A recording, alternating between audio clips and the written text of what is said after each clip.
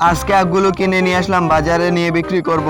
আরে বোন, তুই এখানে কি করছিস? আরে আসতাছি দাঁড়া। এই তো এখন গাড়িটাকে নিয়ে যায় আমার বাড়ির সামনে। এই তো আখগুলোকে ভালোভাবে নামাতে হবে। এই তো, আরে বাপরে, ওজন আছে তো আখগুলোর। এই তো এখন আখগুলোকে ভালোভাবে পানি দিয়ে ধুয়ে পরিষ্কার করতে হবে। এই তো এখন কেটে এগুলোকে মেশিনে দিয়ে আখের রস বানাতে হবে, আর এগুলোকে আমার নিয়ে বাজারে বিক্রি করতে হবে। বন্ধুরা প্লিজ আমার জন্য একটা ভিডিওতে লাইক করে চ্যানেলটিকে সাবস্ক্রাইব করে রাখো প্লিজ। এই তো প্রায় এক বালতি আখের রস হয়ে গেল, এখন আরেকটা বালতি দিয়ে দেই। এই তো আরেকটা বালতির রস পড়তাছে। এই তো প্রায় অনেকগুলো আখের রস হয়েছে, এখন এগুলোকে বাসায় নিয়ে যাই। এই তো এখন এগুলোকে পিস পিস করে কেকের মতো কেটে নেই। এই তো কাটা হয়ে গেছে।